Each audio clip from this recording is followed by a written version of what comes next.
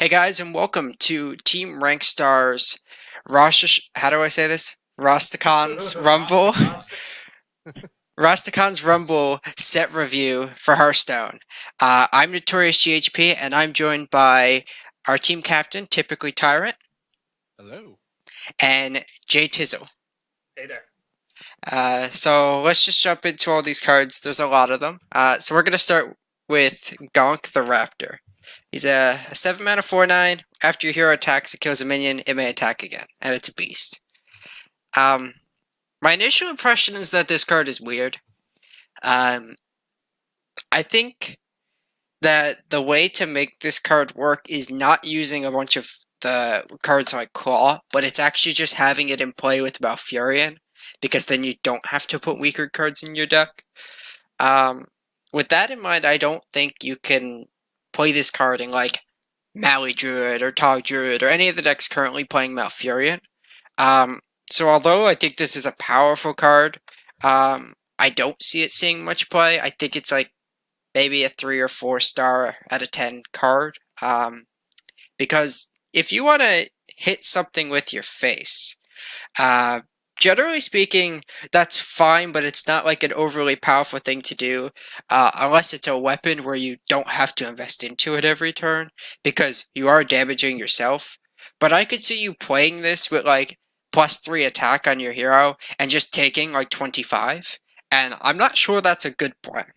So I don't think this card's particularly great, but I'll see what you guys think. For the most part, I agree with you. I think this card is kind of underwhelming. It's a lot of mana for the effect for a class like Druid that doesn't have a lot of ways to like set up an increased damage for their hero power the turn before with weapons, etc. They do have Pounce in this set that we'll get to. Yes. And that's, about as an efficient as you can way to increase your attack of your hero.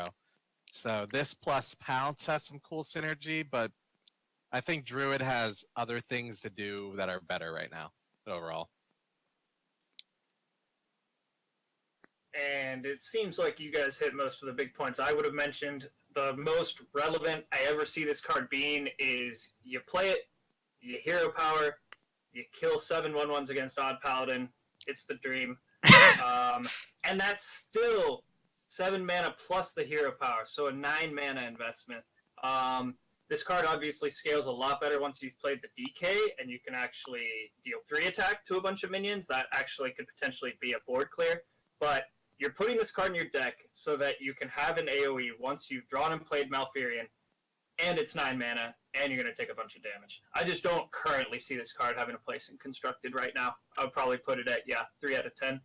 Maybe we get more synergy with it after rotation, after another set or so. But right now, I think it doesn't have a place.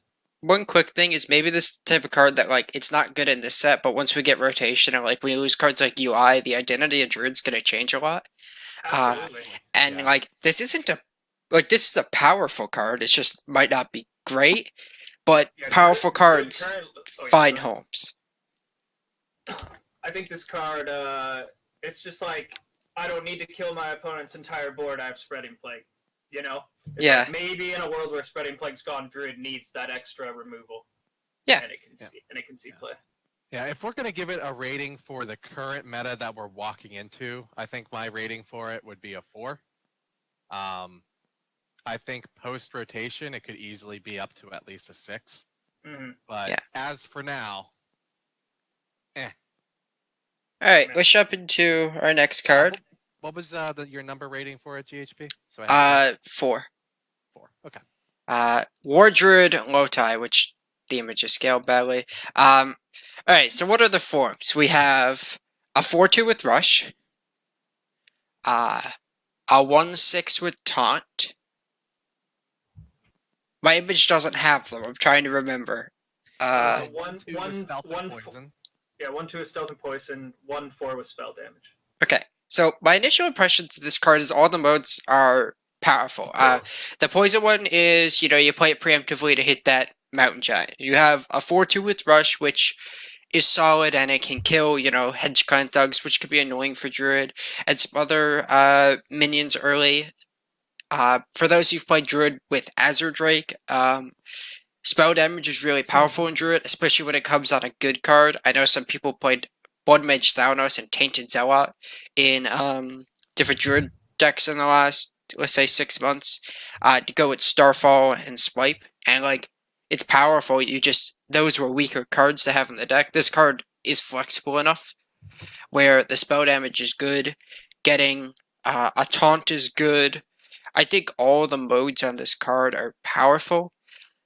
The thing about it is it better than other cards currently? So one thing to look at, for example, is Tog Druid. Are they willing to give up the Oaken Summons package to play this? Because you can't play Oaken Summons with this. It's say what Mally Druid gave up Oaken Summons to play Floop.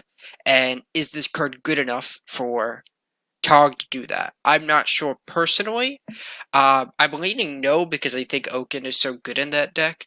I definitely see Maui Druid playing this where they don't have Oaken and they have a few flex slots, and I think this is better than maybe all of their flex slots currently. So I think this is probably an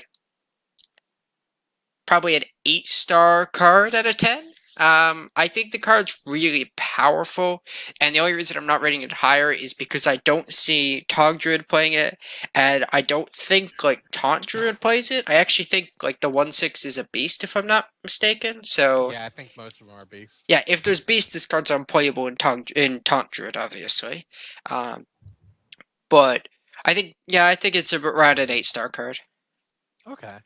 I have similar feelings on the card. I think it's super, super powerful. I think one of the strongest parts of the class identity for Druid is the cards that they get that give you decisions.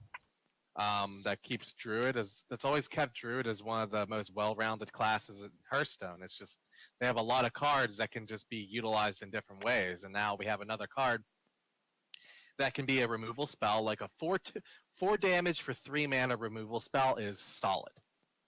Like, that's just a solid card. You don't have to use Swipe. Right. Like, because the 3 mana slot for Druid is kind of awkward. There's not a lot of crazy good things for Druid there right now. So it's a really good slot fill on their curve. I just, when I saw this card come out, I said this card was really, really good, but I didn't know what Druid deck wanted to play it. Like, I think I'm going to end up saying this a lot about Druid cards when we review them, is that a lot of them are really good, and I just don't know who's going to play them yet. I think this card is more like a 9 post-rotation. Right now, I'm going to give it a 7 because I think less than half of the Druid lists are going to run it. That seems fair. I personally think this card is absurdly powerful. Yeah, Tyrant said it well. You give flexibility is one of the most valuable things in Hearthstone because not very many classes get it. So, yeah, I played with Azure Drake, Swipe. It's not fair.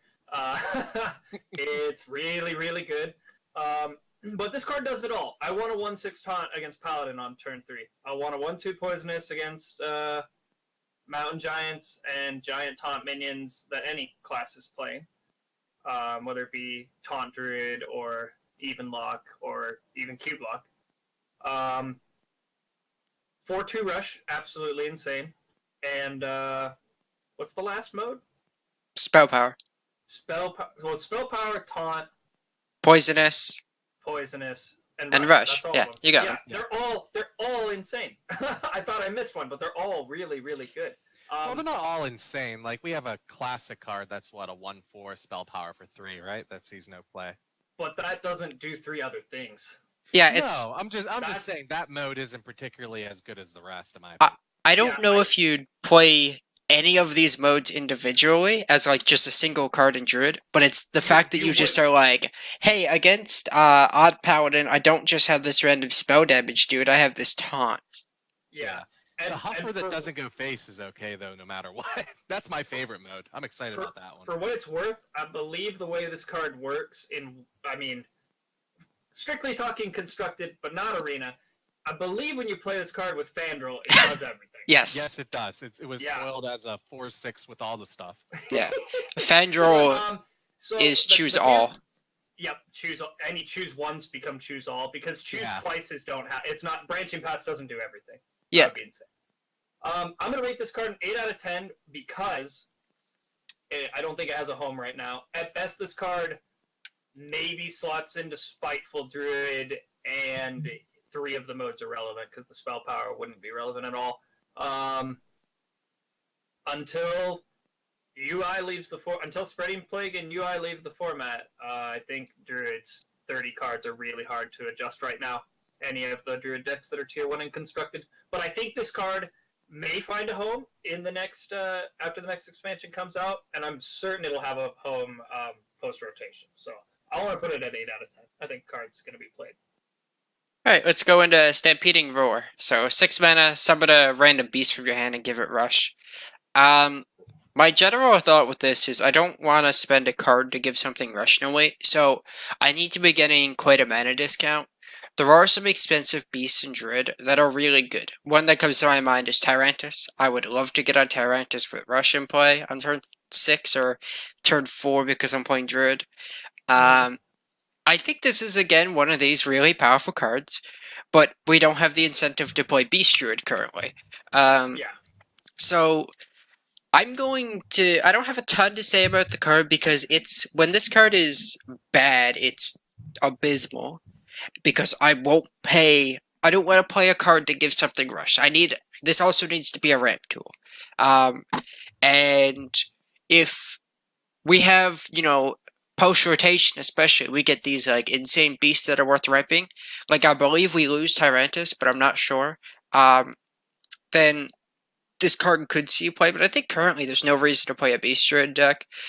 Even the Quest Druid deck, you have the same argument of like, this is probably good in Quest Druid, because it lets you play higher end cards that the deck doesn't currently play, but the card, like, why are you playing Quest Druid right now? It just doesn't do enough for you.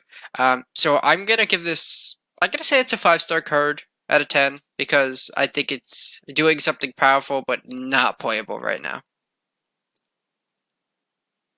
Yeah, I mean, I'm gonna feel like you can just like copy and paste what I've said about every Druid card so far. It's a powerful effect that isn't good enough in a lot of Druid decks right now. Other Druid decks just have better things to do than play a beast like that on turn. I'm gonna say this is like a turn 4, turn 5 card for Druid, so that's why I try to evaluate it a little differently, because man, a lot of beasts coming down on turn 4 with Rush are just insane. Yeah. But this is the worst part about this card is it takes up a slot in my hand. It takes up a slot in my deck.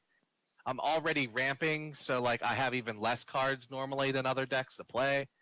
And this is basically requires another 2-for-1 combo because I need this and a beast to do something. So I think it's fairly poor value in how Druid is structured right now. In the current meta, I'm gonna give it a 4. I don't see a Druid touching this. Again, rotation happens, different story, but with this meta, I don't see it being played. Yeah, I mean, honestly, like, I hadn't really thought about this card as card disadvantage until GHP mentioned it, and you're paying 6 mana to get a beast in a play and give it rush. So if that beast isn't, I'm going to say at least 8 mana, like, I don't want to save 1 mana and spend an entire card to give a minion rush, That's not good enough. So I think we have to have like some really high power level beasts to be putting into play for this card to be good enough. And I don't think we have that yet. Also, a lot of the beasts in Druid are transform. Think Druid of the Claw, Druid of the one that has 2/4 taunt or 4/2 rush. Like, those don't transform when they get put in from your hand. So those are not considerations either, right? In like some sort of mid-range beast deck where you might be trying to like dump your hand and then ramp and then put out a big boy with Stampeding Roar. Yeah. I just don't think we have. I don't think we have the beast payoff yet to make this card good enough. I really think that the fact that you put in I like the way GHP put it. I have to spend a card to put my minion into play, right? And it's like I could just be putting my minion into play. And the best beast that's coming to mind for this card is like Charged Devil Sword, and that card can attack the turn it comes into play. So I definitely wouldn't be trying to Stampede and Roar my Charged Devil Sword. It would only be for the mana saving, and because it could go face, right? Technically, it can go face if we put it into play through this. But that's about as good as I see this card being right now. I'm gonna give it. I don't want to give it a 3 out of 10. I think the card could be good at some point. I'm gonna give it 4 out of 10. On the basis that Wild Growth exists, UI will rotate. Maybe we get some really big pissed off beasts to put into play with this thing. And if someone mentioned this, I apologize, but I didn't hear anyone mention it. It is a random beast, so like it's even less it is consistent. random. So like if you have a handful of beasts, you don't even get to choose. Like you can play it and just get one that isn't relevant from your hand, and that's just a big old feels bad. It's another notch against this card. I'm changing my answer to 3 out of 10. since you pointed that out. Yeah, I'll go down to 4. And I'm right. Hearthstone never lets you pick, but I mean, that really does make a big difference. Like maybe you're trying to cheat a Witchwood Grizzly into play. It puts a restriction on already a pretty restricted card.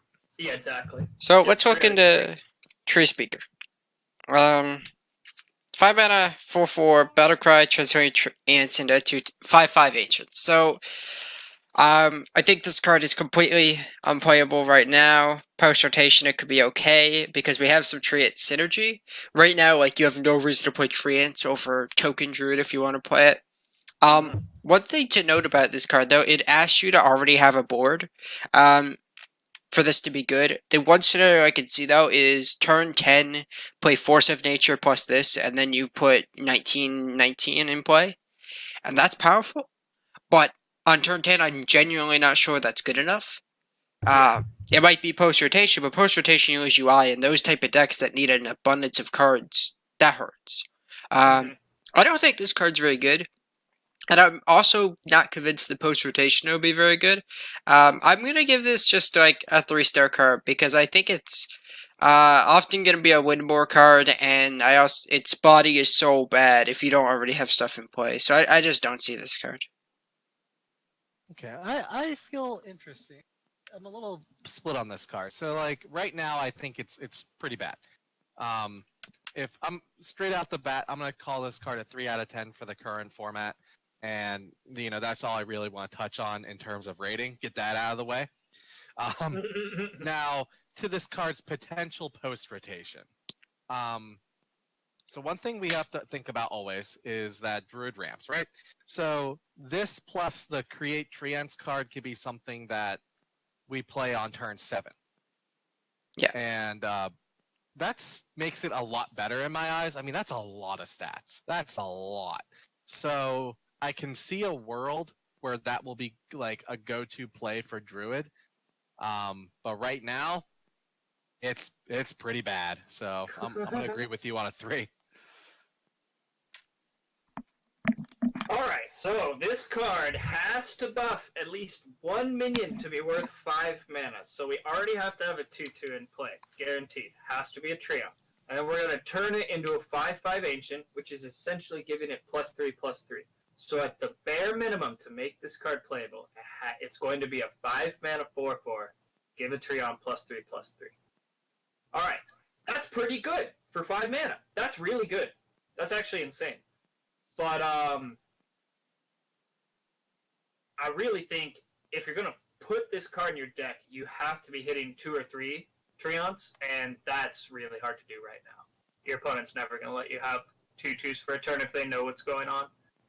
Once this card's released, once your opponent sees Treants, they're like, oh, he's playing Treants. I gotta consecrate, or I gotta trade down, and they will.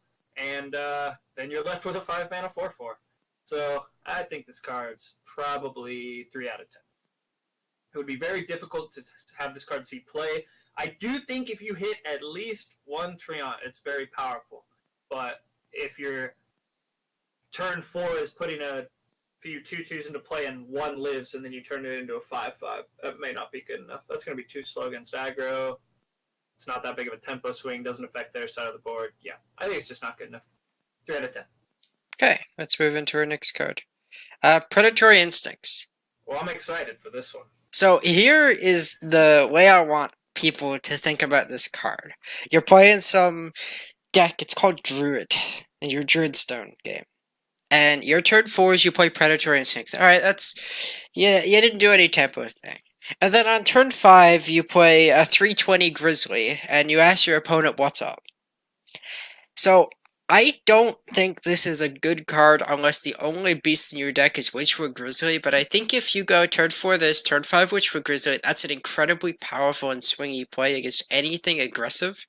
So, I know it's a very small scenario I'm thinking, but hell, most of the time when you think Oaken Summons, you only think Ironwood Golem. It's only recently people started doing like Mukla and Injured Blade Master. But most people evaluated that with Ironwood Golem. So I think this is for Witchwood Grizzly, and I think with Witchwood Grizzly, this is a really good card. So I think this is, I'll say, a 7-star card. Because it's so good with Witchwood Grizzly. Now, I don't know if there's a deck that'll play that, because Taunt Druid can't play Beasts. Tog Druid might want it, but again, then they probably have to cut Oaken. So maybe if they were to cut Oaken, they play this card, Grizzlies, and the 3-drop we were looking at earlier. Maybe that's a thing. I don't see a deck playing Oaken and this, but I would love to try to build that deck. And Maui could do it if they have the room, but again, that's like slots in the deck that it might not have room for. But this is not a card, in my opinion, that's about that we know where its home is. I just think if the home exists, that's an incredibly powerful turn 4 and turn 5 play. So yeah, I think it's a 7-star card. Yeah, this card is pretty powerful. There's a lot of ways that it could generate high value. I think to me the breaking point for the doubling of the health being good is around 5 or 6 health on the minion. Because I think if you draw a minion on turn 4 and you end up playing like a 4/10 on turn 5, I think that's pretty insane. Like I still think that's good. Or good enough for the card to be good. Now, what does that require? That requires a Druid deck that's built around drawing beasts and gaining board advantage that way. Which we have 5 competitive Druid decks currently, and none of them do that. So, you know, I'm gonna just remix what I said before. It's a pretty solid card that no Druid deck wants to play currently. It might be good in rotation, but for now it's pretty bad. So I'm gonna give it a 5. I think personally, I think this card is major key to how Druid's going to look in the next rotation. I think this card is like definitely like one of the key pieces that people are going to try to build around.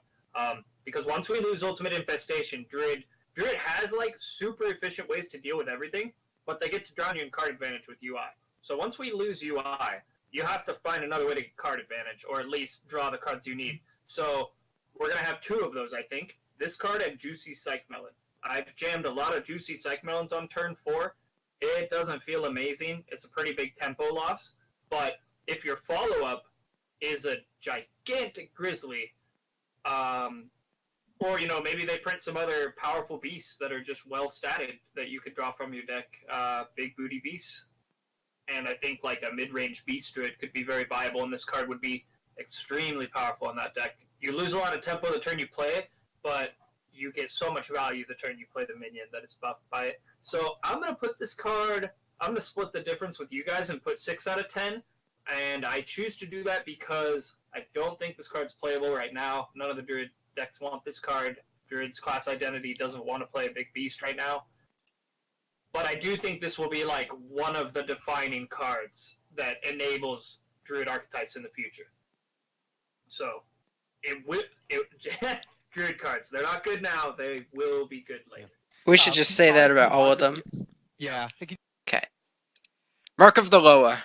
4 mana, give a minion +2/+4, and taunt, or summon 2 3/2 raptors. I don't think this card is good in Token Druid. I don't think this card is good in Druid. And I don't think this card's going to be good post-rotation. I think this card's really, really weak. I wouldn't spend 4 mana to put 2 3/2s in play. And +2/+4 in taunt. Like we have Mark of the Wild, which is 3 mana and +4 health in taunt, or +4 attack, and like that card's really bad. And the +2 attack doesn't make this card suddenly worth an extra mana when that card wasn't worth 3 mana. So I think this is like a 2-star card. I just don't see this. Yeah, I agree with you. Like, I think it has a little more like room to wiggle because it gives attack. The fact that we're not just gaining 4 health, because the reason it's Mark of the Wild, right? The one that's +4 attack or +4 health. I think. I don't know. We know what card we're talking about. Yeah. If that card, its biggest weakness is because like a 1/7 is bad and a 7/3 is usually bad too, right? But this makes it like a 3/7, and that's a lot better. But it's still 4 mana. Like if this card was 3 mana, It would be great. talking. Yeah, but at 4 mana, it's too much of an investment. So I'm going to give it a 2 out of 10 as well, because I don't see a constructed deck wanting this now or in the future. I'm just curious on your guys' opinion. Which one of these modes is better, and why is it so much better than the other mode? I think the +2/+4 is actually kind of okay. Like if you discover this card, I think that's the mode you're going to use the most. Because almost any minion buffed by that amount, like the priest spell, the 3 mana priest spell was always really, really good. The Yeah. Chosen. Oh Yeah, my God, that's the better like, mode.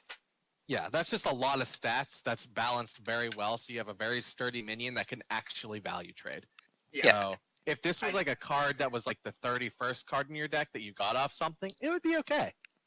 Yeah, this would be an okay discover, but like Yeah. you could say that about a lot of spells. Like sometimes like Claw's the best card to discover, you know? Yeah. Alright, let's jump into our next card. Wait, JT, did you give a rating? No, I just wanted to know what Shit. Yeah. I said it's just funny how much better one of these modes Yeah. is than the other. But Yeah. I think this card's currently unplayable. 2 out of 10. I also don't see it being super playable in the future. So yeah, 2 out of 10. Alright, let's look at our first spirit. So 1 mana, stealth for 1 turn, 0/3. After your hero attacks and kills a minion, draw a card.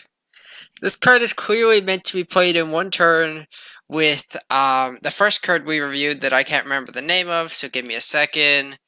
Was it Gonk? Yeah. I clearly you're supposed to play Gonk, that Malfurion hero power or something. Clear the board, draw a bunch of cards. Man, that's so specific. I think this card is complete crap. I don't see this card seeing play now. I don't see it seeing play in post-rotation. You know what? I'm gonna do it. This is, in my opinion, the first 1-star card. Wow. 1. Jeez. It's rough. I think it's better than Mark of the Loa. I don't. It has more, like, at least this card can be comboed with another card to gain value. Like Mark of the Loa is like almost a loss no matter what if it's in your deck. Like I think Spear of the Raptor you can actually make work. I just don't think it's worth your time to do so. I'm going to give it a 3 only because we have Malfurion still, and that's the only way this card's okay. And I think this is one of the few Druid cards that might actually get worse after rotation. Wait, so this card's playable better than Mark of the Loa in your opinion?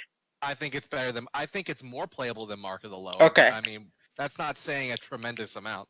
Okay, I just had to check. Yeah, I am saying it's better than Mark of the Loa.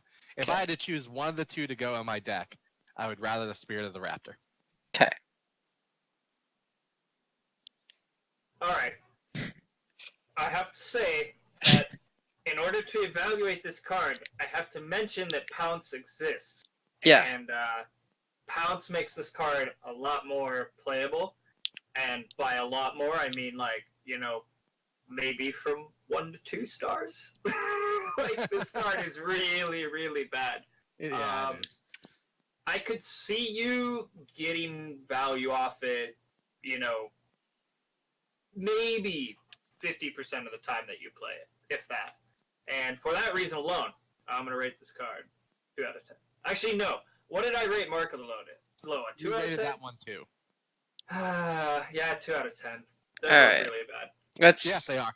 jump into our next card, and it's a card I know both of you were kind of excited about when we saw it. Ironhide Direhorn. So 7-mana 7/7 overkill summon a 5/5 Ironhide run. I think the card is one thing to note is it's a beast, and this is actually a pretty good beast to put in play and give rush. Mm-hmm. So I think if Stampeding is good, this card goes in that deck, and it's pretty good. I don't see like a Maui Druid or like a current Druid wanting to play this card. But this is a really powerful card if you ramp it out. So I don't think this is just draft chaffed, even though it's definitely going to see lots of play in draft. I don't see it right now, but I could see it if we have this play a bunch of big beasts and like maybe cheat them into play style deck. If that deck starts to exist post rotation, I think this is like a 6-star card probably. Maybe a 7 because it's like it's doing something powerful, and if you give it rush, like that's such a big tempo swing. Kill your dude, put 12 power in play. So yeah, I'll give it 7 stars, but I just don't see it right now. I do in the future though. I'm in the same boat. You're right. I think this card is going to be pretty darn good at some point, and I really like. It's a really, really good value minion that's common. I'm a big fan of cards like that. That overkill is insanely good. Like, super, super good. 10 stats for punching any smaller minion. Like, there's not a lot of minions a 7/7 won't overkill. No. So this will trade into something and make 10 stats almost every day of the week. And that's really nothing to sneeze at, especially when you consider the fact that this card is played on turn 5 by Druid. Yeah. Now, all of that being said, it's still worse than everything else Druid is doing right now. But it is still a good card come rotation. I'm going to sit on a 7, but I think this will be better than a 7 come April. I'm personally not entirely sold on putting this card into play with Rush. Like, the more I've thought about this card, it needs to get value the turn it hits player. It's probably not good enough. And it's not going to get value a lot of the time when it gets put into play, unless you're using, like Stampeding Roar. So I think right now I want to put this card at a 6 out of 10. It's very powerful. Very powerful. If it's a single activation of the Overkill, it's absolutely bonkers. Like, I would not be sad to hit a 1/1 with this 7/7 because I get a 5/5. Like, that's a realistic decision I might have to make at one point. 7 face or an extra 5/5 and killing one of his 1/1s. And to be honest, getting a free 5/5 makes it a lot more enticing. But just don't think it has a place yet. But I think it's a very good card, so I'm going to give it a 6 out of 10. Alright, let's jump into our next one. Savage Striker. 2-mana 2/3, that's fine stat line. Battlecry deal damage to an enemy minion equal to your hero's attack. So, 2-mana 2/3 by itself, River Crackless isn't playable. I don't know if a 2-mana 2/3 deal 1 is playable right now, where if like you just went turn 4 hero power, probably not on turn 4. If you play the last card for Joe, we're going to look at Pounce, which I'll just say is 0 mana +2 attack. That's an okay turn where you go like Pounce, kill something, Savage Striker, kill something, you're left with the 2/3, and then your opponent has their turn. That's an okay turn. It is a tempo swing against some decks, but against like any sort of control deck, you just get laughed at. I don't think there's going to be deal damage equal to your hero's attack deck. I don't see it. We have some good cards, sure, but I just can't see that being a competitive deck. I don't think that deck will ever beat a control deck, which is worth mentioning. Regardless of how hard we try, I don't see that ever killing, I don't know if it rotates, but like a Sleepy Dragon, that deck just can never beat. Or it can't beat some giant or anything like that. So I just don't see this card. I think it's powerful. It's so hard to get value out of. And it's going to require multiple cards to get value out of.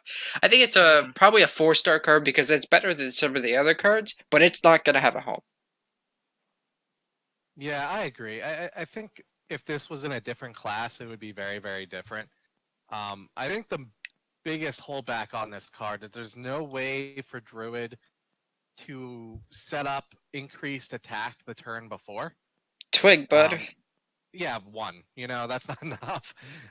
You're not like Warrior that can equip a War Axe, and this card now does 3 the next turn, right? That's the biggest problem I have with this card. Is like there's very like it's going to take multiple card investments to get 1 decent battle cry out of this card, or you're going to be playing a 2-mana 2/3 way off curve.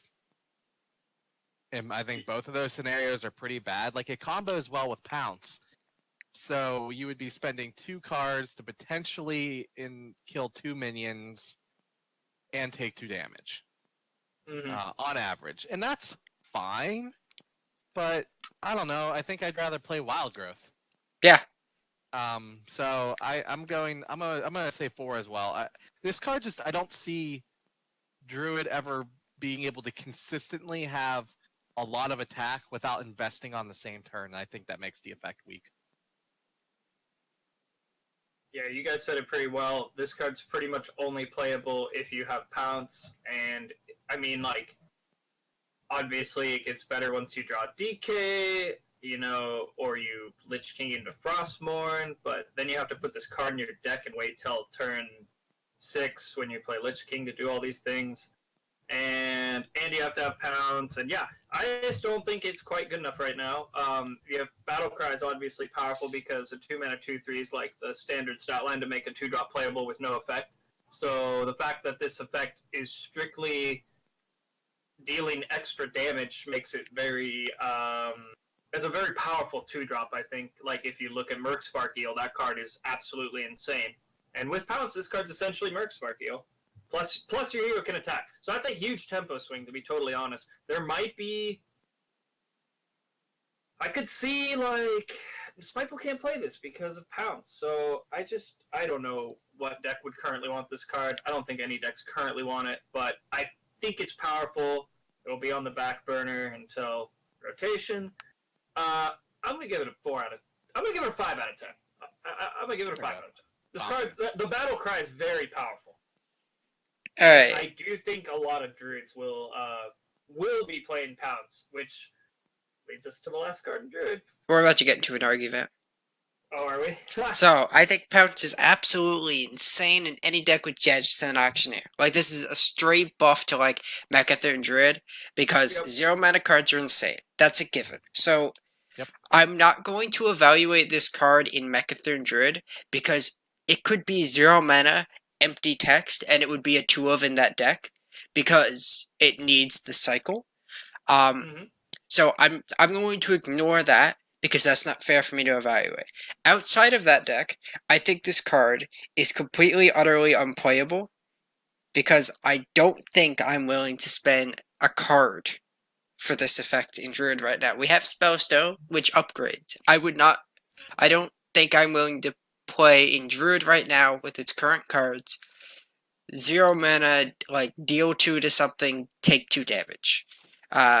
I don't think that's worth a card right now. It doesn't cycle, it doesn't get me further, it doesn't ever generate a 2-for-1, so it's not swipe. Spellstone can hit, like, Lich Kings or things like that, so, yeah, I think this card's crap. I think it's a 2-star card. Dang. I disagree.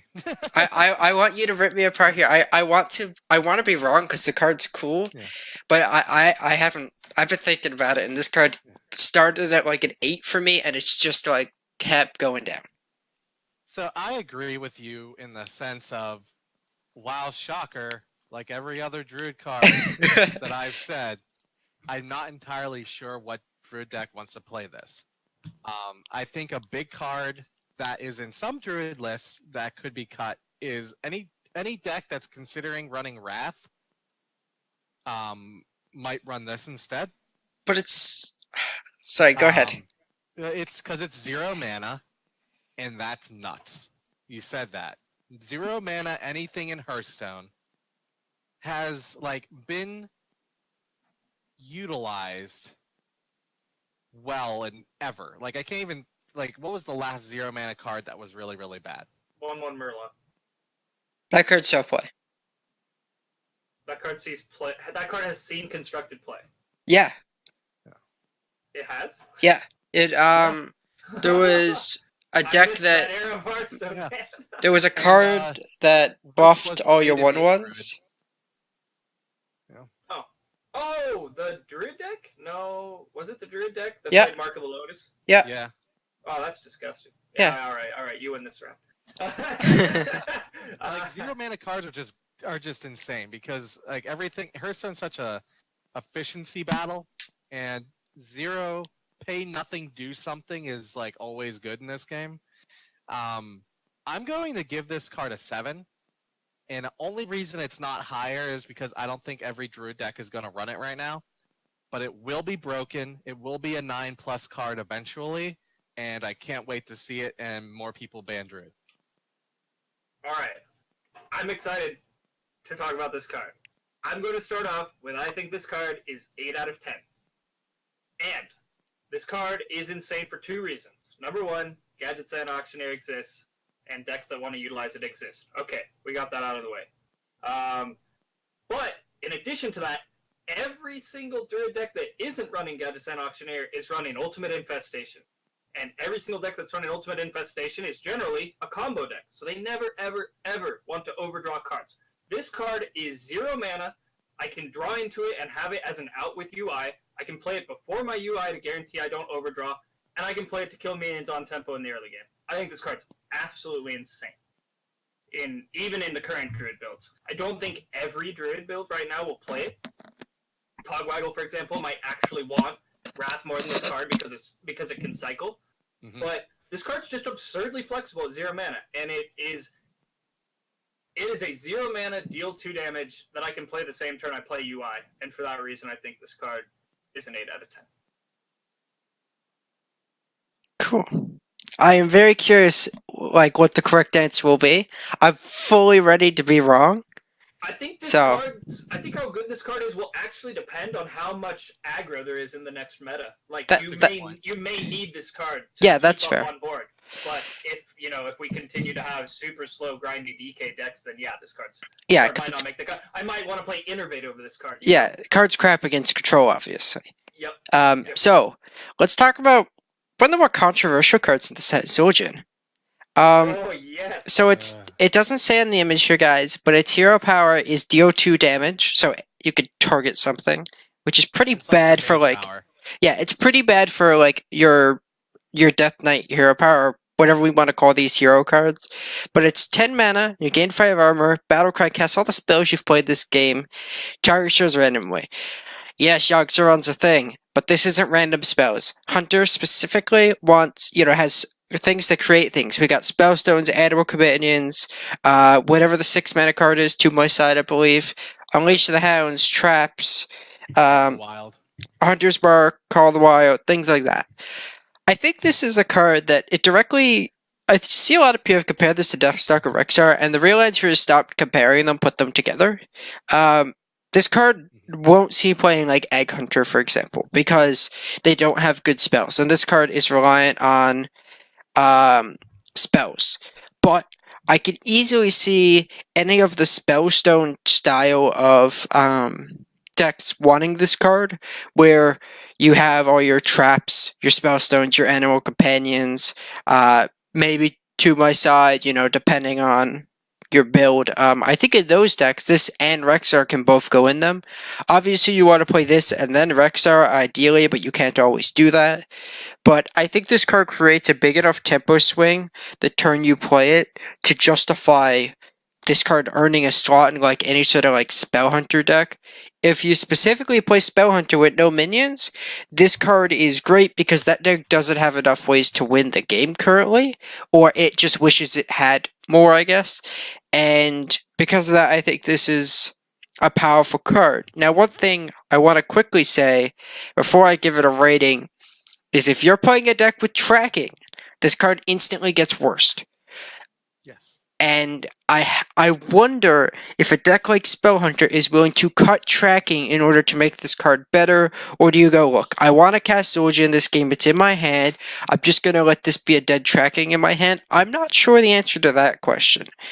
but I think the card is powerful enough that I'm going to give it 9 stars. I think that's the highest I've given anything, because this card will find a home in current standard.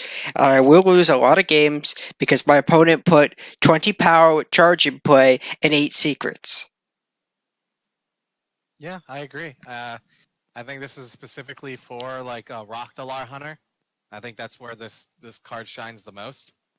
I think, like you said, that there's a lot of hunter spells that have no drawback with because they don't really have a target. They just generate minions, or there's Master's Call, which again, like that, there's no real punish there. There's just a lot of hunter spells that you don't get punished for casting randomly like that. Some of the best cards we could have got from Yogg Saron back in the day were the same way. Yeah. So because of that, and it being not random spells, but spells you played, so all good cards essentially. It is a super this card 10 mana will function a lot of the time like Gul'dan, but better. Because you will right now, like for even lock, Gul'dan brings back a bunch of 4/4s and 2/4s with taunt. This is going to make like 2 Huffers, like that are going to be 6/2s, and like have 2 6/4 taunts on the board, and give you a Christmas tree. Like it's going to do so much. It's just one card changed the game. I don't like that, but it's going to be really good. I'm going to give it a 9, and it's only not a 10 because the best hunter deck won't play it. And the best hunter deck right now, I should say, won't play it. The question will be, is this enough to make Spell Hunter A, competitive, B, better? And I don't think better, but it might make it competitive. I think this card is like out the park, just insane. I really like this card because as the player who has decided to put Zul'jin in your deck, I'm going to assume that you don't cut things like tracking from your deck because of the consistency factor. And I think this card's going to be very interesting because you're going to be able to build it similar to the way that you build a Shutterwalk. Every spell you put in the pool is going to be in this thing's pool, and you may, just choose not to play spells in order to make your Zul'jin better, which, promotes more diverse play, more decision-making. So not only is this card powerful, because I think this card's very powerful, if all I do is put like 2 3/3s into play and a 2 my side and like 3 secrets, still insane. Yeah. Still really, really powerful, like game winning.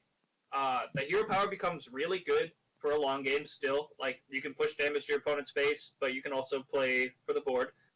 And it promotes a bunch of different play styles. You can either jam your trackings early and save this card till you hit fatigue, and they have no downside. Yep. Like I think this card is I'm skeptical to give it a 10 because Rexar kind of casts a shadow over this card. If you have Rexar early, you may just abstain from playing this card, which is another decision tree. You may end up drawing both DKs and have to decide which one you're going to try and win the game with. But I really like this card. I think it's extremely powerful, and you can play this card a bunch of different ways. So I'm going to give it a 9 out of 10. It's very, very good. Alright. Halazi the Lynx. 5 mana, 3/2, Battlecry for your hand with 1/1 Lynxes that have Rush. I'm gonna start with saying it's... I think this is like... If we were doing 0.5s, this would be a 1.5 card. I think this card's absolutely crap. Basically, Hunter, in every Hunter deck, in every way, it's a different way, different Hunters, is about playing to the board. And this card is so tempo negative that these 1/1 Lynxes have to be enough to get the tempo back. And going into turn 5 and 6, playing 6 1/1s is not enough to get the tempo back a lot. I don't think this card does anything that I care about. You could say it combos with the Spirit, but I'm also going to be crapping on the Spirit, just saying. So... I think this is, this is a 1-star card. I think it's completely unplayable. I don't think it's doing anything very powerful, and Hunter's all about the board, and this just gives up the board. So, yeah, I think it's a 1-star card. Yeah, I think this is going to be my first 1-star actually. Yes! I think this card is absolutely abysmal and will never see play. The biggest reason, it's a 3/2 for 5. It's a 3/2 for Rivercrock. 5. Like that's already enough for me. Number 2, it makes me mill a card unless I'm on turn 6. Which Yeah. is also really So bad. bad. Like I'm going to play a 3/2 to fill my hands with bad cards and then mill Rexar. Why am I doing that? I don't. Until like 1/1 links is with Rush. Like if I was getting, if they were any better, like if they were copies of, we'll get to it, but the new 1-mana 1/1 Spring Paw. If like maybe if it was something like that, I may be more interested because it would be a lot more value. But those aren't even good. You're basically playing a bad Hounds now because instead of paying 3 mana, you have to individually play all these things. I guess it combos with the spirit kind of, but by the time, I don't know, it just seems a lot of setup for a lot of mediocrity. 1 star. I don't want to talk about it anymore. All right, I'm gonna disappoint both of you. So this card is, I think, completely unplayable. It is a massive tempo loss, and on turn 5, unless you're coining this out, you're probably actually gonna have 3 or 4 cards in your hand, so it's not gonna get that much value. I'm going to give this card a 2 out of 10 because I think it's actually insane in Deathstalker Rexar's Build Beast pool. I don't. If you build this with a 1/4 taunt, this is a 6 mana 4/6 fill your hand with rush minions. If you're playing a really grindy game and you hit top deck Rexar mode late game, I mean, this can add 6 or 7 damage to your hand. Like, I think it's actually really strong. It's simply exactly. It's simply powerful to have the option. Sure. Like I could put this with an Oasis Snapjaw, and it's a big threat and a bunch of value if the game is that slow, you know what I mean? But aside from that very niche use of the card, I'm going to give it a 2 out of 10. The only reason it's not a 1 out of 10 is that it adds to the Rexar pool, for no other reason. So, I think we get to swing in the opposite direction here a little bit. We can talk about Master's Call. So, That's really interesting. we do have, like, there's a mid-range Beast Hunter that's, like, starting to get popular at higher legend right now. And, like, that deck actually seems quite good. So, the only thing is Houndmaster Shaw and Houndmaster are not beasts. Mm-hmm. Which sucks. But, I'm gonna do it. This is a 10-star card, in my opinion. This covers up a lot of Hunter's weaknesses in card draw. Now, the question is, does the deck exist for beasts? And, like, there is a beast deck right now. It's okay. This is an insane card in that deck. If it doesn't see play now, I'll be surprised. And post-rotation, I expect to bitch about this card in the middle of a tournament at some point. I think this is a 10-star card. I think it's insane. Okay. I think this card is really good. I don't think it's 10-star worthy, and I'm going to try to get into that. The first thing is that you have the double-edged situation that it's discover minions from your deck and then you draw the beast from your deck instead of copies of them. So yeah, it's pro because you're discovering beasts that you know you want. So that's an advantage. It's a downside that you draw them because this makes other cards that we've been looking at for Hunter that are currently played and may be played become bad.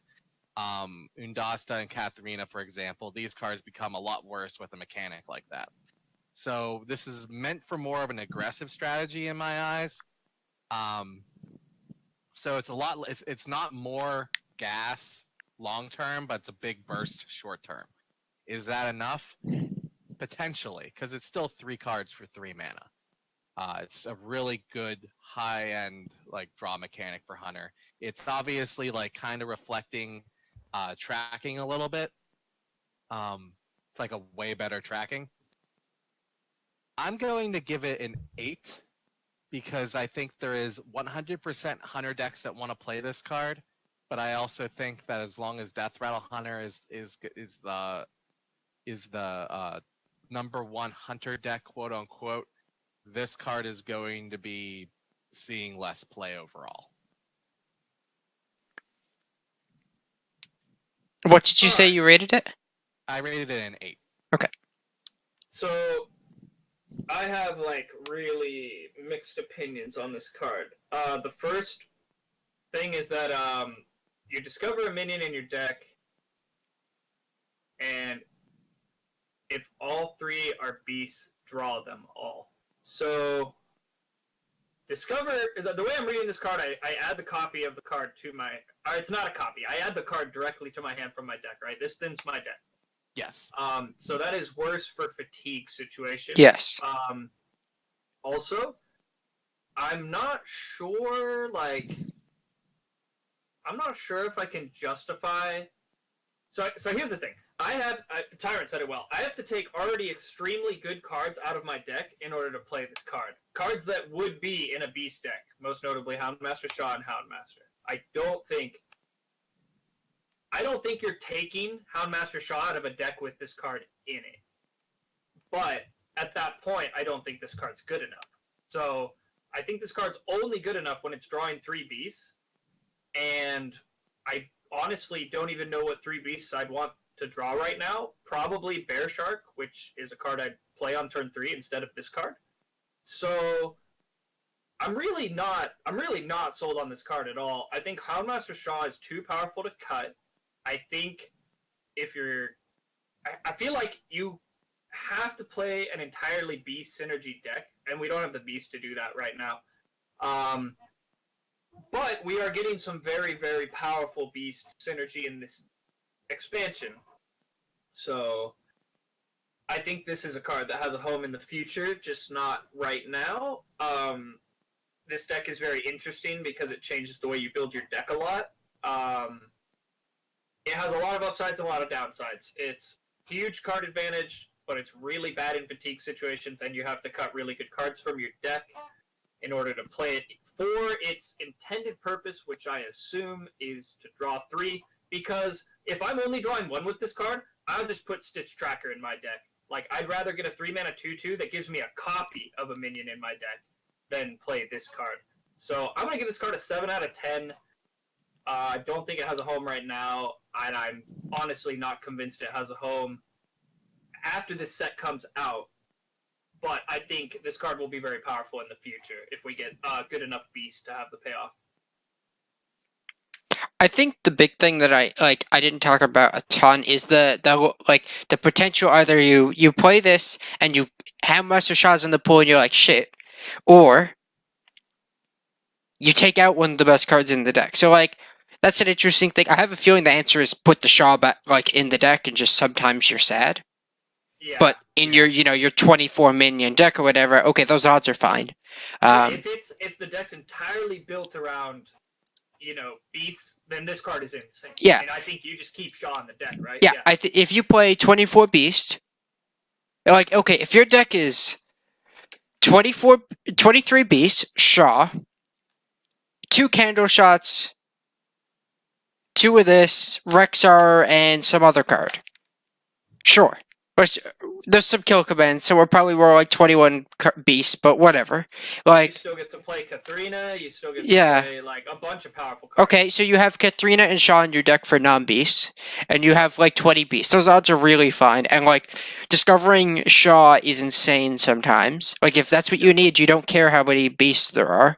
And if Katharina swings.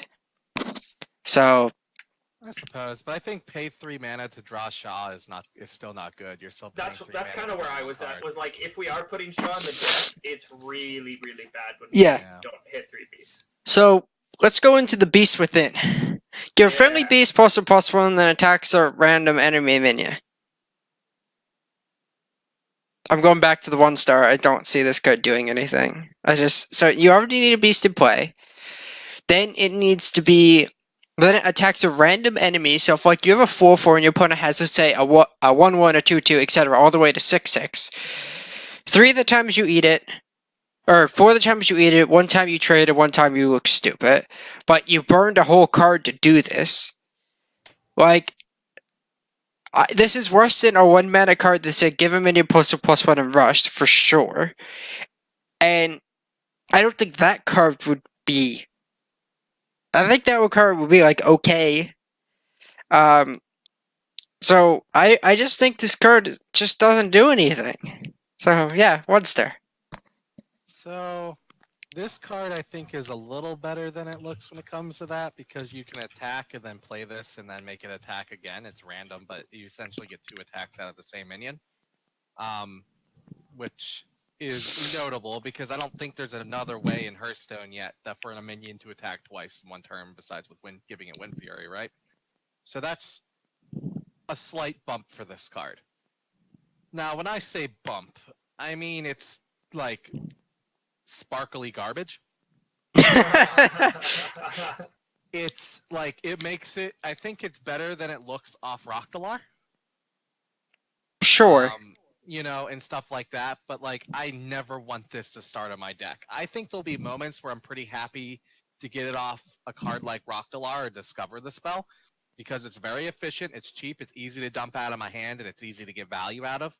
I will never put that in my constructed deck. You'll never see it in a 30-card list that I play. I'm going to give it a... I'm going to agree with you and say 1, but it does have some uses if you get it off of something. Okay. Yeah, I mean, like, this card essentially can be a proc for a Death Rattle minion, but that Death Rattle minion has to be a beast, so not nearly as good. If I could slam my cube into stuff with this card, it'd be a different story. But yeah, currently I think the card's unplayable. Don't see a home for it in the near future. I'm gonna give it 1 star. My first 1 star. No, I don't know, man. Yeah, 1 star. This card's bad. It's bad, and you know it's bad. It's really, is it 1 star bad? It's pretty damn bad. Alright. It's Let's go. because it's random. Let's go strategist. 3 mana, 2/4, find stats. Battlecraft, you have weapon equipped, discover a spell. So we have some cheap weapons. We've got Candle Shot, and we got one that we're going to talk about later. There's some pretty medium hunter spells, and there's also some really high impact ones. Sometimes you just need a kill command or an unleash. I think if you're exactly in Beast Hunter, because as we're going to see earlier, we're getting a weapon synergizing with Beast that's pretty good, and you have Candle Shot. 4 weapons plus maybe Eagle Horn Bow is probably enough to make this card like trigger reliably enough that I think it's an okay 1 or 2 of in some deck that's, I guess, not like a super dedicated Beast Hunter. Like, you can't play this with the card with the 3 mana draw spell we were talking about, but I think this is like a powerful card that it might see some play, but I feel like it's also like the 29th or 30th card in that deck that you end up building, because like Spell Hunter can't play it. The like mid-range Spellstone Hunter with like Dire Moles, like it wants to get its impactful spells early, like and there's a lot of bad ones where like I'd probably rather play Secret Plan. So I think this is probably like a 5-star card. I think it could see some play, but like it's not going to be your all-star in your deck. I disagree a little bit. I think this card's really, really, really good. Super good. I think this card is insane for Secret Hunter and any sort of mid-range hunter that's not trying to be cute with like a specific synergy like with Master's Call or something. If we're talking about like, I play Secrets and Beasts and Houndmasters, I think this card is a great inclusion because discover a spell for Hunter. There's a lot of synergy you can get from that. Finding Spellstones is insane. Getting Secrets is insane. There's also dead cards. Don't get me wrong, but when you're discovering and you have 3 options, pretty sure the vast amount of the time it's going to be good. I'm gonna give this an 8 out of 10. I think in Secret Hunter, and I give it an 8 because in Secret Hunter I can see this finding a spot. I think it's really good in Secret Hunter. You mean like Secret with Dire Mole Hunter? Like, because you can't play it in actual Secret Hunter because you can't give up like Raktalar, Call. No, that's Spell Hunter. I'm talking. Like, oh, you said Secret, not Spell. My bad. Yeah. Okay. Yeah. So like traditional like early aggression Secret Hunter. Yeah. that's trying to play like Secret Keepers and stuff like that. I think that goes in here. Yeah, I mean, one of Hunter's biggest problems throughout time has been card advantage. And I mean, even if this card's a 3-mana 2/4 that discovers me an animal companion, that's really good grind for, the mid game, and I get a 2/4 minion to trade on stuff. Yeah, I think this card's actually really interesting in like a mid-range Hunter build specifically. And yeah, if you have a candle shot on 1 and even if you do use every charge on curve, you could go 1/2, and then before you use the 3rd charge, this is going to be a 3-mana 2/4. Yeah, I actually think this card's. Honestly, after Tyrant's explanation, I'm a lot more sold on this card. I think this card's probably maybe a 7 out of 10. I think I'm going to give it 6 out of 10 because I feel like a lot of the Hunter archetypes right now don't want it, but it is exactly what mid-range Hunter wants. Secret Hunter, some sort of Hunter that's just trying to grind you out between turn 4 and 6. I think this card's very good. Right. Spirit of the Lynx. I already warned you I was crapping on this. 3 mana, 0/3 stealth for 1 turn. Whenever you summon a beast, give it +1/+1. So, it's not a card that cares about, or it's a card that cares about what type of minion. It's not just give a minion +1/+1. And it's a low impact body. So just so everyone knows, I think it's like a 2 or 3 star card, and the only reason it's not 1 is because it's really good with Unleash the Hounds. But I'm not sold that you would play this card just to make Unleash better, and I don't see it seeing play in any sort of beast deck or anything. I don't think it's worth a slot in the deck. I know some people are really excited about this card, and to you, I think you're insane. I don't see it. I think it's only good with Unleash, and I just don't think, that doesn't justify playing it. What did you say you were going to give it? 2. 2? Okay. I think it's a little better than that. I think this is the second worst Spirit. I think the Druid one is the worst one. Because this one at least has good synergy with a couple of cards. I mean, the Unleash, obviously. I think this combos well with other cheaper cards like Springjaw. You play Springjaw, it's now a 2/2 with Rush for 1. That if you trade in and you can you get another Battlecry 1/1 Lynx that you can play again as a 2/2 with Rush. So 5 mana, you play the Spirit and get 2 2/2s with Rush. That's not bad. I also think this card is bananas with, Quest Hunter. Those not the words I expected you to say. I'm not saying Quest Hunter's good. I'm just saying Spirit of the Lynx is really good in Quest Hunter. So very different statements. But I think this card has potential to get a lot of value the turn you play it, and I think that's one of the biggest factors that make these Spirit cards good. So I'm going to give this card. I mean, it's between a 4 and a 5 for me. I'm going to give it a 4 because I'm not convinced it's competitive, but it's more powerful than it looks, I think. Yeah, I'm looking at this card. The stealth for 1 turn is a really interesting mechanic. I actually think this card is actually really powerful. Because it fills out the curve of secret into spirit into spellstone. And having all your 3/3 wolves enter as 4/4s is extremely relevant against, say, like Hellfire. It also means that your beasts will trade into a 1/5 taunt if you have a candle shot equipped. I also think, you could maybe only play this. You can play a secret on 2. You could play like candle shot on 3 if you didn't have it on 1. And then you can do something like Spirit plus Hunter's Mark, so you don't lose too much tempo into the Spellstone.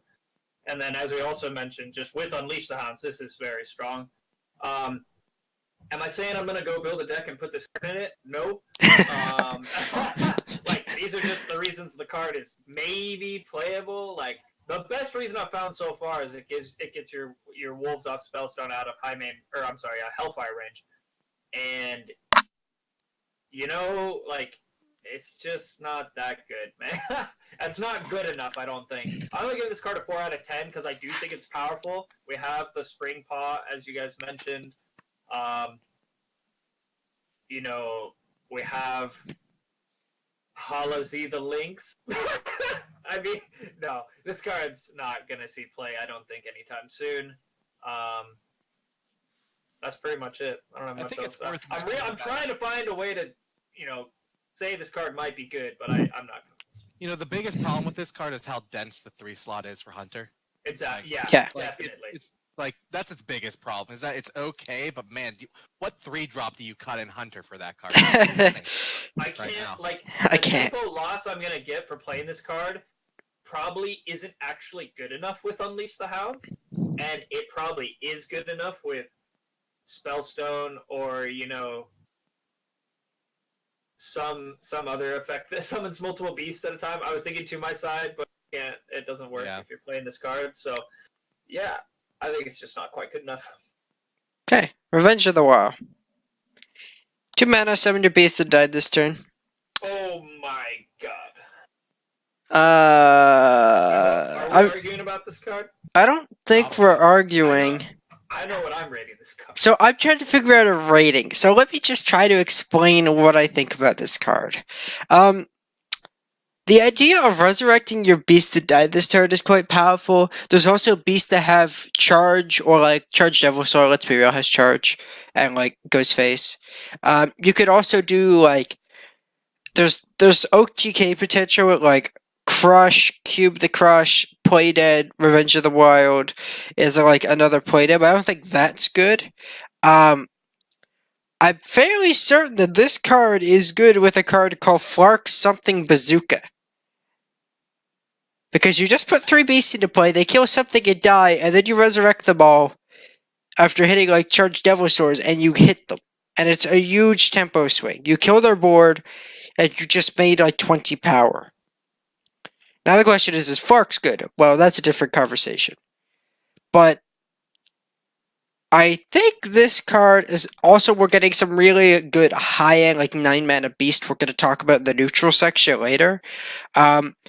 I think this is, I'm going to go 8 stars and I want to go higher, but I don't really know what the deck looks like for it, but there has to be some sort of deck that this card is just busted in because it's too powerful. It's also not just summon a random beast that died this turn, it's plural.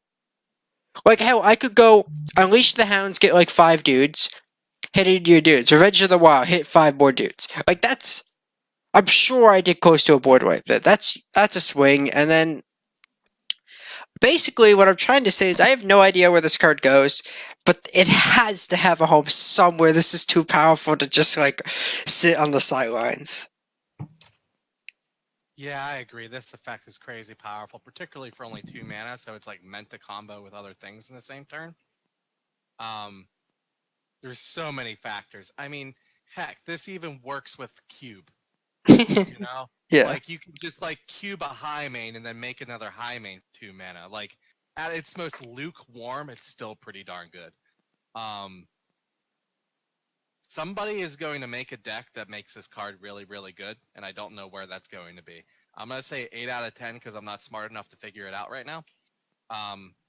But someone's gonna do it, and it's going to be really good. Is it gonna be better than Death Rattle Hunter? I don't know. Is it going to be in a new version of Death Rattle Hunter? Maybe. Maybe, especially post Kaliseth.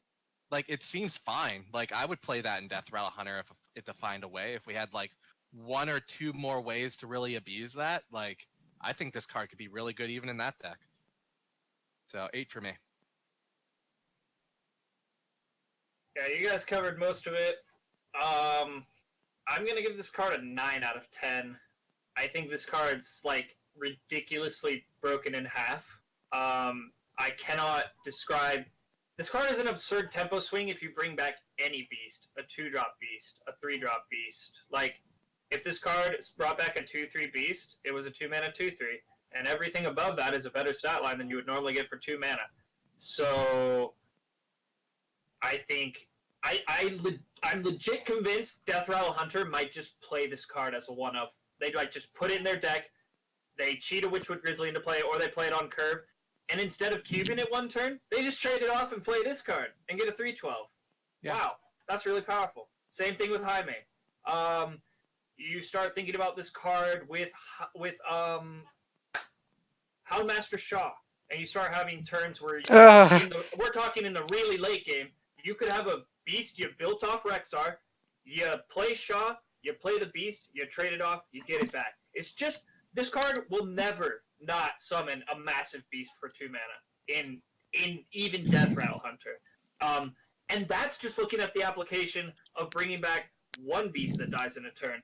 This card's insane with Unleash the Hounds, and this card is insane with Spellstone. It's like, if you Spellstone and they don't answer it immediately, and they try and play a giant taunt, and you have to trade it off, the tempo swing of just getting another Spellstone for 2 mana is just bonkers busted. So I'm going to give this card 9 out of 10. I'm done ranting. But I feel like this card could get nerfed someday, because this effect is just so freaking powerful. I would play this card over Kaliseth, by the way. Sure. I'm going to be trying Kalisethless versions. Yeah, because this card exists, I think there's a real question if the Kaliseth buff is over time more value than this card. I think the answer is no. I think this card is always just going to be bonkers. So how about we don't get baited here and talk about Baited Arrow. 5 mana deal. So okay, let's first talk about Flanking Strike. Just keep this in mind, guys. Flanking Strike is a 4 mana deal 3, and it always summons a 3/3, which is a really good card, by the way. So we have 5 mana deal 3. If it overkills, summon a 5/5 Devilsaur. You know what I'm about to say. Everybody knows what I'm about to say. This card's crap. There's so many times when I play Flanking Strike and I hit a 3/3. There's so many times when that Flanking Strike hits a 3/3, and I wouldn't overkill it. I very rarely overkill with Flanking Strike, from my experience. And like, I've actually, since this card came out, I've literally been checking how often am I Flanking Strikes, like, overkilling, and it's so rare that, like, I don't think getting basically +2/+2 and an extra mana for a situational Flanking Strike is good. There's so many good 5-drops right now, regardless of what Hunter deck you play, unless you're in exactly Spell Hunter, which has a couple of 5-drops. Maybe it could play this there, but this card isn't good. This is... Okay, because Spell Hunter might play it, I'll give it 3 stars, but in reality, I think this is just a bad card. Yeah, I think it's not a card you put in your deck most of the time. Its only home, I agree, is probably Spell Hunter. I think the most often time you're going to see this card played is off of either Blood Scalp Strategist or Rockdalar. I'm still going to be sad if this is in my hand after Rockdalar. Yeah, this isn't a good Rockdalar card. You know, I disagree. Sure. I think it's good value for a deck like that. I think a deck that gets a bunch of random spells can pretty easily find a way to get overkill value from this. Comboing with another random spell they get in their hand, like they get the bad 2 mana cleave card for Hunter. The bad. Yeah, like 2 bad cards equals a good effect, but that's okay when the deck is designed to play like 50 cards, you know? Yeah. So like, again, this is not the card you put in your deck. This is the card that you're okay with discovering now and then. I'm going to put it at 4 out of 10. Yeah. Agreed, it's worse than Flanking Strike. Much worse. The only thing I have to add about this card that you guys didn't already touch is that Flanking Strike is 4 mana. And yeah. This card is 5 mana. Big difference. When my opponent has 5 mana and minions in play, they play Fungalmancer. And when they play Fungalmancer, this probably doesn't even kill a minion. I mean, you kill Fungal, but then you're just so behind in tempo. Perfect. And then take like 10. 10. Yeah. 6 on board plus whatever else they have. But yeah, you guys covered it pretty well. I think this card, I'm gonna give it a 3 out of 10. Because I do think I agree with Tyrant. Like, if you get this off of Raktalar. Rooktalar, it's a pretty big corner turn to go this plus another spell. Like if you rock late and you already have 10 mana, you can play this and another removal spell or dogs or I think it's actually pretty good. But if you play it the turn after rock, it's still like 5+3 on 9. You get this plus flanking. It's actually a pretty big tempo swing, I think. So yeah, we'll leave it at 3 out of 10 on the basis that every once in a while you get this off Rocktalar and it's decent. Actually, I stand corrected. The Strategist too. Yeah. It also could be good off that in certain situations. Alright. Headhunter's Axe. 2 mana 2/3 Battlecry if you control beasts is a 2 mana 2/3 weapon. Woo! That's good. So obviously, okay. Let's pretend there's no text for a second. I wouldn't play a 2 mana 2/3 weapon. So like with no beasts in my deck. I wouldn't do that. Okay. However, a 2 mana 2 wait, I said 2/2, didn't I? Or 2/3. No, okay. 2/3. If it's a 2/2 weapon with no text, I don't play it. A 2 mana 2/3 weapon is okay. I think a beast deck, especially where that deck probably doesn't have a ton of good 2 drops besides Razor Maw, this is a solid inclusion. So, like, and that deck is probably gonna have bad matchups into like decks like Zoo. So, like, this is good against Zoo. I think it's probably like a 6 or 7-star card in like a beast deck because it helps cover up some of the weaknesses that deck's gonna have, which is good 2 drops plus interaction with aggressive decks, because that deck is not going to be as aggressive as say Zoo. So yeah, I think it's just like it's a solid card that'll see play in specific decks. I think this card is really good in those specific decks. This goes back to the mid-rangey hunter. I think this card gets a lot better specifically because Dire Mole is in the format. Yeah. Dire Mole, I think, makes this card insane. And the next card. Yeah, and the next card. So we have a card very similar. I should say very similar. That looks a lot similar to Headhunter's Hatchet in Shaman, except it overloads you for 1. So this has no downside if you play Dire Mole, right? It's just a better Stormforged War Axe if you play Dire Mole. So even in its worst mode, I think it's actually like okay. It's not abysmal if you have to play it tempo. I'm going to give it a 7 only because I don't know how good mid-range hunter is going to be, but I think this card is actually really good. And I think it's going to see a good bit of play just because it's super easy to have an early beast and then get a lot of value out of that hatchet. I personally think that the playability of this card is entirely going to depend on the playability of Prince Kalisteth. If there are decks playing 2-drops, this card is insane. If decks are playing Prince Kalisteth, this card gets outclassed very quickly. Like, the extra durability probably isn't worth more than taking this card out of my deck and putting Eaglehorn Bow in, which kills 3 health minions. Mm-hmm. It'll kill 2 3-health minions. Obviously, it's an entire mana difference, but I think I'd pay the extra mana for the extra damage. So it is the point I'm trying to make. So I think this card is a 6 out of 10. Mostly because I'm not sure that like a viable mid-range beast deck that wants to play 1-drops is super viable. Because a lot of the time, yeah, it might just be a 2-mana 2/2 weapon. Which is okay. I'm not going to say it's bad. It's okay. It's just probably not good enough, I don't think. Now, post-rotation, Kalisteth gone, this card's very good. Just having an answer to minions on turn 2. Multiple like it buys you a lot of tempo, right? You play this, kill their 2-drop on 2, and then you might have, a beast. Well, you will have a beast. You potentially have the rush from Springpaw. You might actually be able to answer a threat and develop over 2 turns with this card. So I assume that Kalisteth's still going to be the most played 2-drop in the game, and that this card's not quite good enough yet. But when Kalisteth is gone, this card will be very strong, I think. I'm surprised you say it that way. I don't know. I see. You know what? I'm gonna bump my rating up to an 8. I think this card's Dang. super good. Okay, So yeah, it's- I'll go up one too. It's good with Spring Paw for sure. It's good with so many cards. Like that's the thing. Like if like the hunter, I will say not all hunter decks want this card, but the ones that do, I don't think hunter has always loved its 2-mana weapons. Glavezuka. Glavezuka, man. That card oh, was God. nuts. I think durability is more important than attack overall.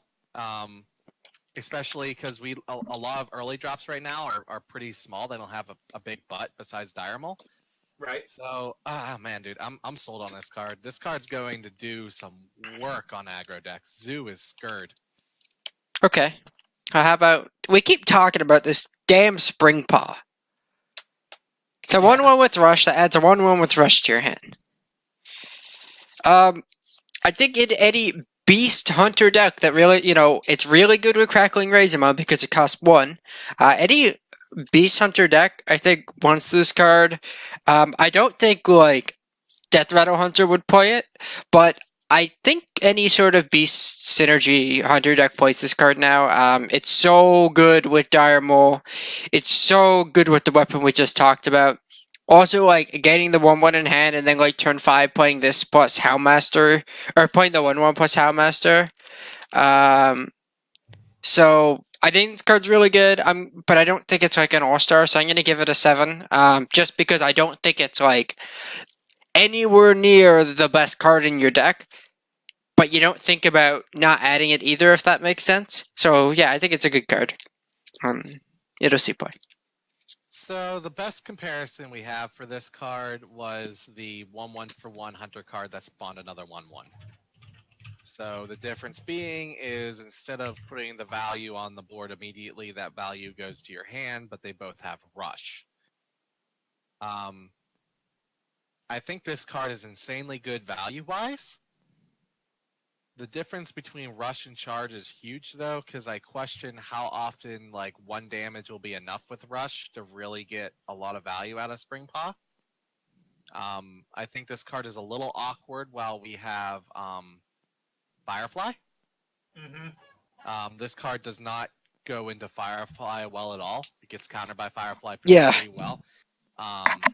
But, we're not going to have that for much longer. I'm going to put this card at a 7 for now. I think this card is going to be insanely good come rotation because there's not going to be as many 1-drops to contend with. And once Firefly is gone, I think this might become the best 1-drop in the format, value-wise. But until then, I think it only belongs in a really aggressive Beast Hunter. Yeah, I mean, this card is just really good. I mean, we were just talking about Headhunter's Hatchet, right? This card adds the extra damage you're missing from it, and not only that, but it immediately gets value because it has Rush, and it dashes a minion in your hand to get value with later, which I really, really like because it synergizes with Houndmaster, Cackling Razormaw, all kinds of Hunter cards that you're going to put in the deck this card's in. So, yeah, I think this card's 8 out of 10. I think this card's really, really good. Probably, like Tyrant put it, when Firefly's gone, this might be the best 1-drop in the format. Depending on how good Dire Mole ends up being, which is a beast, by the way. It's probably also going to be in this deck. So, yeah, I think this card's really, really good. Or does Dire Mole rotate? I don't actually know. I don't think so. I don't think so either. For the sake of looking it up, really, it is in Kobolds and Catacombs, so Okay. It will. Okay. That's So then this will probably be the best 1-drop. Then this would take over Diamond for sure. Yeah. All right, I let's. think across classes, this 1-drop. Man, can we talk about the exciting cards, like the mage ones? They're cool.